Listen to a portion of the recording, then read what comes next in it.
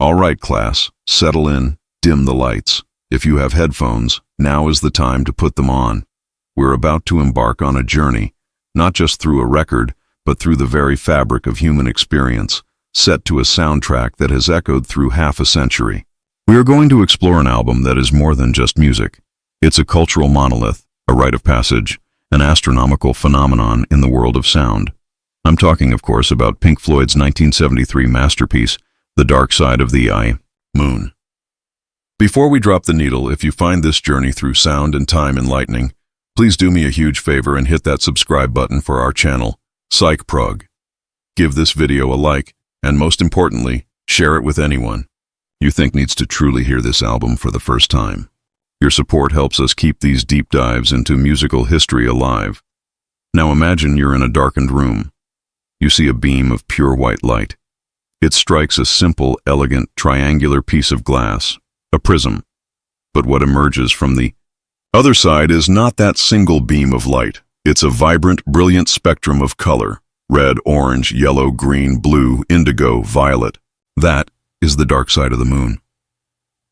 The white light is the singular, unified concept of a human life, and the album is the prism that refracts it into all its constituent parts: birth, time, greed, conflict, madness, and death. This isn't just an album you listen to, it's an album you experience. It was designed from the ground up as a single, continuous piece of music, meant to be heard from start to finish. So, let's do just that. Let's take the journey together, and I'll be your guide, pointing out the scenery along the way. To understand the seismic shift that Dark Side represents, we need to quickly picture the rock landscape of the early 1970s. Progressive rock was in full, glorious, and some might say, bombastic swing. Bands like Yes were creating intricate fantasy epics with dazzling musicianship. Genesis was crafting theatrical rock operas. Emerson, Lake and Palmer were fusing classical music with rock and roll ferocity. It was a time of immense ambition, technical, virtuosity, and often lyrical themes that were fantastical, mythological, or deeply esoteric. Pink Floyd was part of this movement, but they were always different. Their brand of space rock was less about dexterous solos and more about texture, atmosphere, and psychological exploration. They were the architects of soundscapes. With The Dark Side of the Moon, they took the structural ambition of progressive rock, the long-form concept album, but jettisoned the fantasy and complex narratives. Instead, they pointed their sonic telescope inward, not to the stars, but to the universe within ourselves. Roger Waters, the band's bassist and burgeoning chief lyricist, decided to write about the things that make people mad. The everyday pressures, the anxieties, the very things that can fracture the human mind. This was a radical maturation of rock's lyrical language. It was a shift from storytelling to philosophy. The album begins not with a bang, but with a pulse, a heartbeat. Faint at first, then growing louder. Thump, thump, thump, thump. It's the sound of life itself. This is the first track, Speak to Me. It's less of a song and more of an overture, a collage of sound effects that will appear later in the album. Listen closely. You can hear the ticking of clocks from time, the frantic whirring of a cash register from money, the maniacal laughter from brain damage, Claire Torrey's soaring scream from The Great Gig in the Sky. It's the album's table of contents, presented as a chaotic premonition of the life we're about to live through. It's the sound of anxiety building, the pressures of the world closing in before you've even taken your first breath. This technique, using sound effects or musique concrète, wasn't new, but Pink Floyd integrated it so seamlessly into the musical fabric that it became part of the emotional narrative. The track was credited to drummer Nick Mason, who conceived it as a way to link all the parts together, a sonic glue for the entire project. As the heartbeat reaches its peak, it's joined by a scream, and then release. The chaos dissolves, and we flow seamlessly into the second track, Breathe in the Air. This is the moment of birth, the first gasp of air. The pace is slow, deliberate, almost weightless. David Gilmour's guitar is the star here. He's not playing a standard electric guitar. He's using a lap steel guitar, played with a slide, drenched in shimmering delay. It's a sound that is simultaneously melancholic and beautiful, like a long, slow sigh. It creates a vast, open space. Richard Wright's electric piano chords ripple underneath like gentle waves. The music itself feels like floating. Then Gilmour's gentle, weary voice comes in. The lyrics, penned by Waters, immediately establish the album's central theme of life as a relentless grind. Breathe, breathe in the air. Don't be afraid to care. It starts as advice, a gentle encouragement to live fully, but it quickly turns. Run, rabbit, run, dig that hole, forget the sun, and when at last the work is done, don't sit down, it's time to dig another one. This is the hamster wheel of modern existence, the pressure to conform, to produce, to keep running without ever questioning why. It's a profoundly cynical and weary perspective for a rock song in 1973, a time still echoing with the peace and love optimism of the 60s. Pink Floyd is telling us from the outset, life is a beautiful, fragile thing, but it is also a relentless treadmill that can wear you down. The song ends by reprising its gentle introduction, a brief moment of peace before the next onslaught of anxiety, and that onslaught comes immediately. The gentle, floating soundscape of Breathe is violently interrupted by the sound of running feet and a synthesized pulse. This is On the Run, and here we face our first real challenge as listeners, and a glimpse into the band's technical genius. This track has no singing, no traditional rock instruments. It is a purely electronic piece, a marvel of 1970s analog technology. The central driving force is a frantic, bubbling sequence created on a portable synthesizer called the EMS VCS3, nicknamed the Putney. David Gilmour programmed an 8-note sequence into it, and then sped it up to an inhuman tempo, creating this feeling of panicked, perpetual motion. This is the sound of modern travel, the airport, the plane, the constant movement, but it's also the sound of pure anxiety. It's the fear of flying, the fear of dying, the feeling of being a tiny cog in a massive, terrifying machine. Listen to the layers of sound. You hear airport announcements, Doppler-shifted synth whooshes that sound like planes flying overhead, and the sound of running feet panning from one speaker to the other. The band's roadie, Roger the Hat Manifold, contributes the spoken words, "Live for today, gone tomorrow, that's me." It's a nihilistic mantra for a life lived in constant flight. The track builds and builds in tension, a relentless technological assault on the senses, before culminating in the sound of an explosion and a crash. This was not just music, it was sound design. It was a demonstration that the recording studio itself could be an instrument. For a young listener today accustomed to digital production, it's crucial to understand the challenge here. This was all done with tape, knobs, and oscillators. It was painstakingly handcrafted, a testament to the vision of the band and their brilliant engineer, a young Alan Parsons. On the Run is the album's first point of real tension.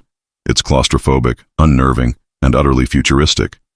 It still sounds modern today. The crash at the end of On the Run fades, leaving us in a moment of silence. And then, alarms. A cacophony of ringing, clanging, ticking alarm clocks, all recorded individually by Alan Parsons in an antique shop and meticulously mixed to explode in unison. This is the shocking start to Time, one of the album's cornerstones, and perhaps Roger Waters' most biting and personal lyrical statement. After the shock of the alarms, the song settles into a slow, ominous tick-tock rhythm, anchored by Nick Mason's rototoms, which have a distinctive, pitched percussive sound. The atmosphere is heavy, foreboding. Richard Wright's synthesizers sigh mournfully in the background.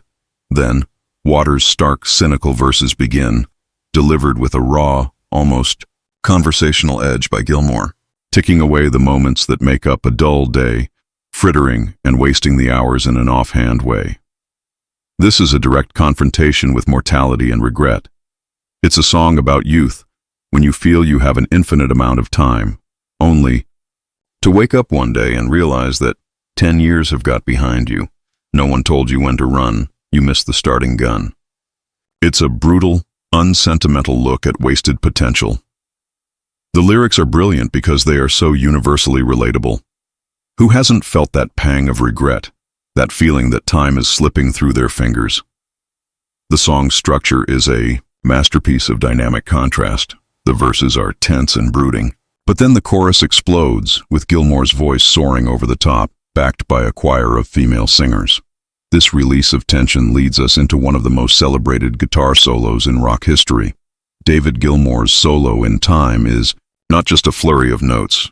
It is a masterclass in composition, emotion, and tone. Each note is perfectly placed, each bend of the string crying out with a mixture of anger, frustration, and deep, deep sadness.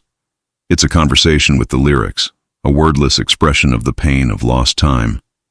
He builds the tension, holds it, and then releases it in a torrent of melodic fury. It's the sound of someone raging against the dying of the light. The song concludes with a reprise of Breathe, but this time the lyrics have a different, more sorrowful meaning. Home, home again. I like to be here when I can. After the brutal realization of time, the simple comfort of home feels both welcome and tinged with the sadness of what's been lost. From the very concrete, earthly anxiety of time, the album now shifts its gaze to something far more abstract and terrifying. Death. The transition is seamless. As the final chords of Time fade, Richard Wright begins to play a simple, beautiful piano chord progression. This is the introduction to The Great Gig in the Sky. This track is a point of pure suspension and expectation. It is almost entirely instrumental, a musical meditation on the end of life. Wright's piano part, which he said was inspired by a Miles Davis chord progression, is the emotional foundation. It's somber, yet graceful. It feels like a eulogy. The band knew they wanted something on this track to represent the voice of death, or the fear of it, but lyrics felt clumsy and inadequate. They needed a sound that could convey pure, raw emotion. Their solution was one of the most inspired decisions in rock history. They brought in a session singer named Claire Torrey. Alan Parsons had worked with her before and knew she had a powerful, expressive voice. The band gave her very little direction. They just said, think about death, think about horror, but sing about it with beauty. They told her not to use any words, just to improvise with her voice as an instrument.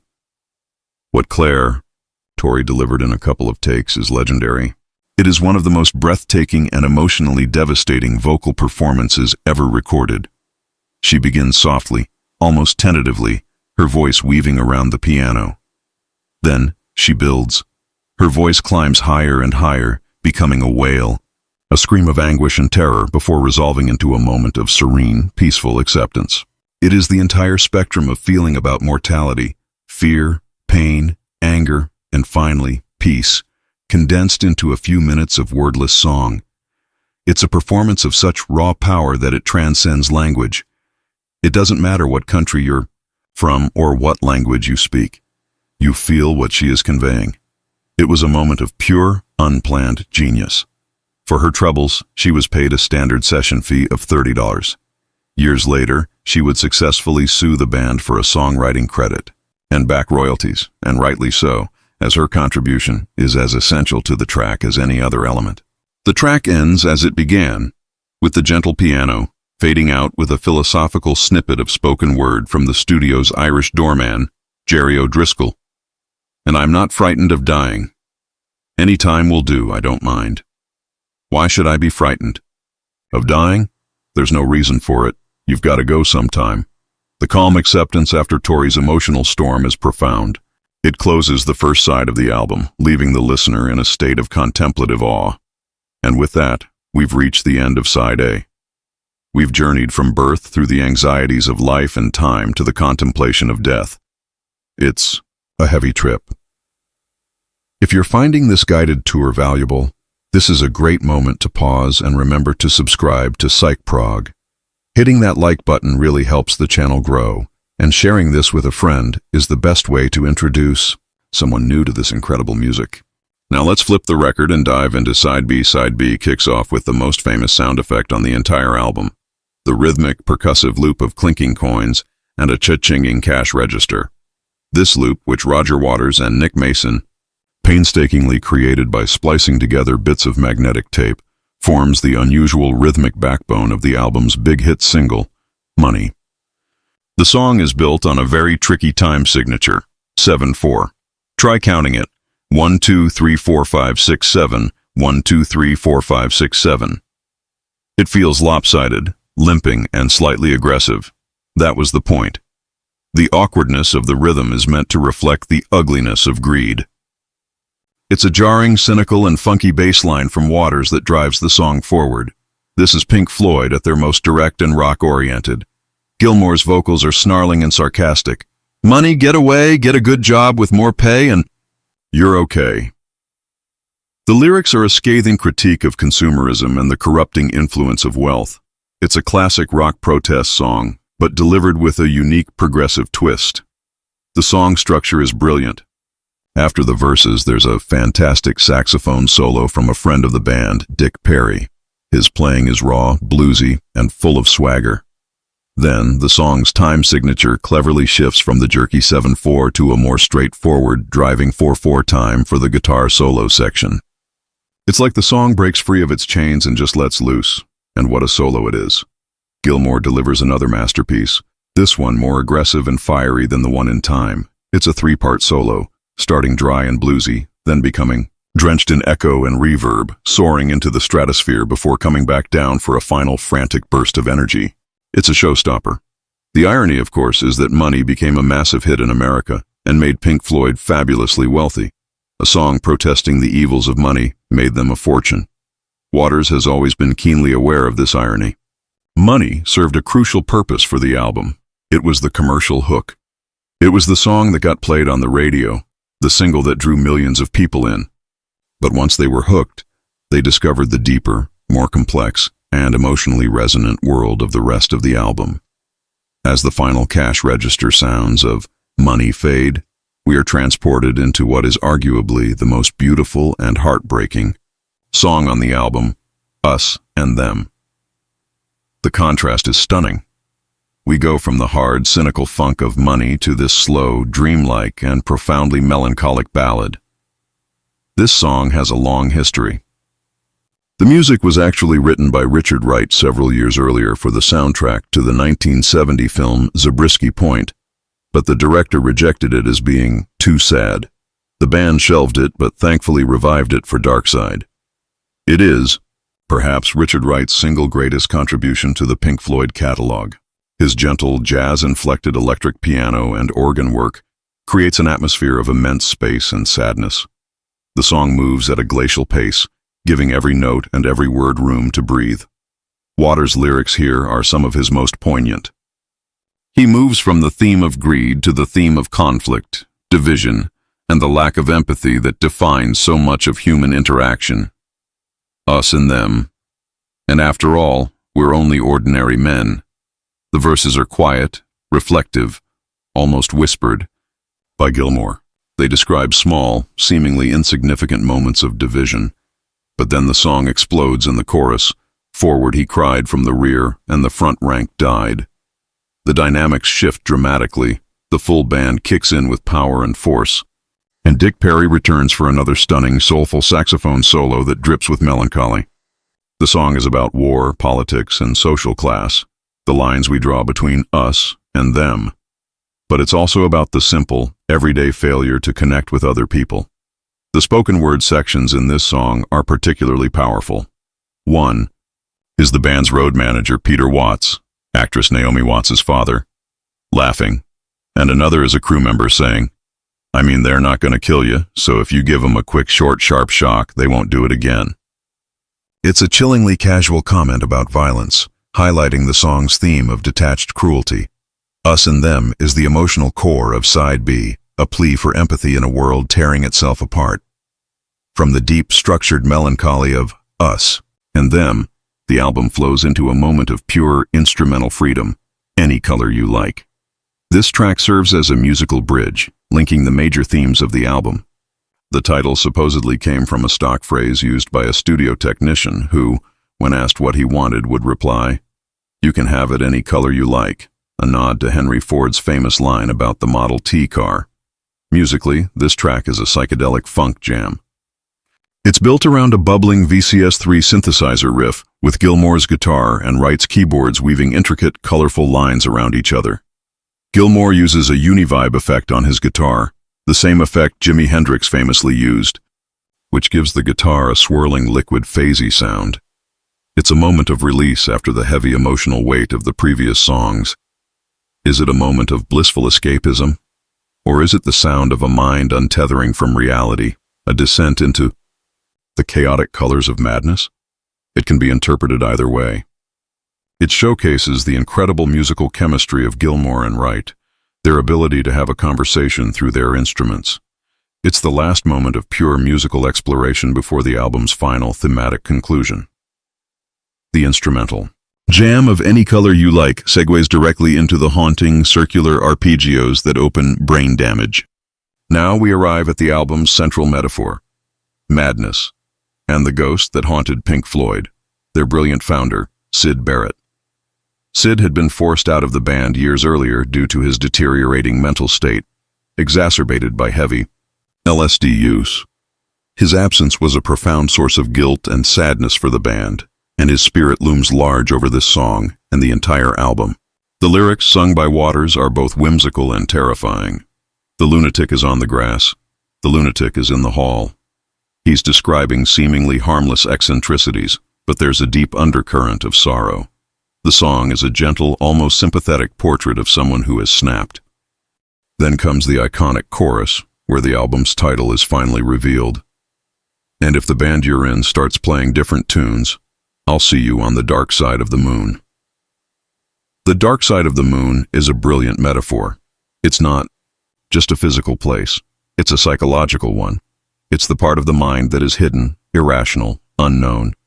It's the place where sanity and madness meet. It's a place of isolation, but Waters' lyric suggests a strange kind of solidarity. I'll see you there. He's acknowledging that this potential for madness exists in all of us.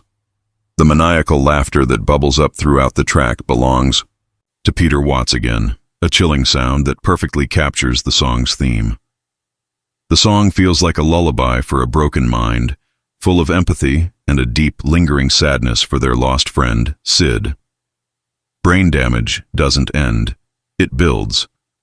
The music swells, the chorus repeats with growing intensity, and it flows, without a break, into the album's grand, cataclysmic finale, Eclipse. This is the culmination of everything we have heard. It is a powerful, overwhelming crescendo. Waters wrote the lyrics as a simple, powerful list, a summation of everything that constitutes a life, all the things we experience under the sun, all that you touch, all that you see, all that you taste, all you feel. The list grows, encompassing love, hate, creation, destruction, truth, and lies. It's a litany of human experience, delivered with the power of a gospel choir. The music builds and builds behind him, a tidal wave of sound, organ, drums, and voices, all pushing towards a final, definitive statement, and then the climax.